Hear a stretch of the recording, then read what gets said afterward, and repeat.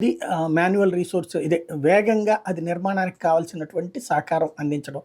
ఎందుకంటే సాధారణంగా భూమి తీసుకున్న తర్వాత అక్కడ లెవలింగ్ చేసుకుని అదంతా సెట్ చేసుకోవడానికి బోల్డ్ అంత కష్టం అయిపోతుంది. అవును. అది రాష్ట్ర ప్రభుత్వం మౌలిక వస్తువులు కల్పించిస్తే కనుక వేగంగా చేసుకెళ్తారు. ఎందుకని షెడ్యూల్లో పెడు శ్రీ సిటీ అవును. షెడ్యూల్లోనో అవును. లేకపోతే అవును. కనుక ఆ ఫార్మా షెడ్యూల్లోనో ఎందుకు పెడుతున్నారు? అక్కడ ఈ గుంటలు కుంటలు ఈ గోల లేదు. ఉమ్, భూమి డెవలప్ చేసి ఉంటుంది. ఉమ్, కాబట్టి అట్లాంటి వ్యవహారాలు చూస్తారు. తమకి సదుపాయం ఎంతవరకు ఉందన్నట్టు. ఇప్పుడు మ్యానుఫ్యాక్చరింగ్ సెక్టర్స్లో ఫార్మా వాళ్ళకైతే ప్రాబ్లం లేదు.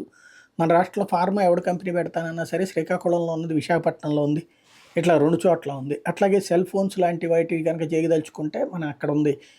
తిరుపతి దగ్గర బాగానే ఉంది వ్యవస్థ. అట్లాగే ఇతరత్ర కంపెనీలు ఏమన్నా పెట్టాలని కూడా మ్యానుఫ్యాక్చరింగ్ సెక్టర్ శ్రీ సిటీ సెడ్యూ ఉమ్, బాగానే ఉంది. ఇంకా వేరే చోట్ల పెట్టాలి అంటే కనుక కాస్త చర్చలు అవసరం. ఆ మధ్యకాలంలో అనుకుని మధ్యలో ఆగిపోయినటువంటి ఉన్నాయి. ఫర్ ఎగ్జాంపుల్ ఇప్పుడు మెడికల్కి సంబంధించినటువంటి ప్రైమరీ ఇన్ఫ్రాస్ట్రక్చర్ కాకుండా మీడియం అబోవ్ మీడియం ఇన్ఫ్రాస్ట్రక్చర్ ఉంటాయి. లైక్ సిటీ స్కానింగ్ మిషన్లు ఇట్లాంటివి కూడా తయారు చేయించగలిగేటటువంటి మెడ్టెక్ జోన్ వైజాగ్ ఉమ్, అట్లాంటివి ఉన్నాయి. అవి మరికొన్ని చోట్లకి విస్తరించాల్సినటువంటి అవసరం ఉంది. అవన్నీ ఏంటంటే గవర్నమెంట్లు చేయాల్సిందే తప్పించి వాటిట్లలో వెనక ముందాడతారు. మీరు చెప్పినటువంటి విధంగా బడ్జెట్ని చూసి వాళ్ళు ఎక్కడ భయపడతారంటే ఉమ్, చెప్పిన తర్వాత డబ్బులు ఇస్తుందా గవర్నమెంట్, ఉమ్, ఇవ్వదు అనుకుంటే కనుక వెనక ముందాడతారు.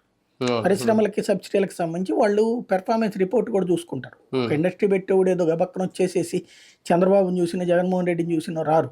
ఉమ్, రాష్ట్రంలో ఉన్న వస్తువులతో పాటుగా ప్రభుత్వాలు గతంలో అనుసరించిన పాలసీలు చూస్తారు. ఉమ్, గతంలో గత 10 ఏళ్ల నుంచి ఏ ఇండస్ట్రీలో ఇక్కడ ఉన్న వాళ్ళు ఫ్రెండ్లీగానే ఉంటారు కదా, మిగతా ఇండస్ట్రీస్ ఒకరికొకరు మాట్లాడుకుంటారు కదా.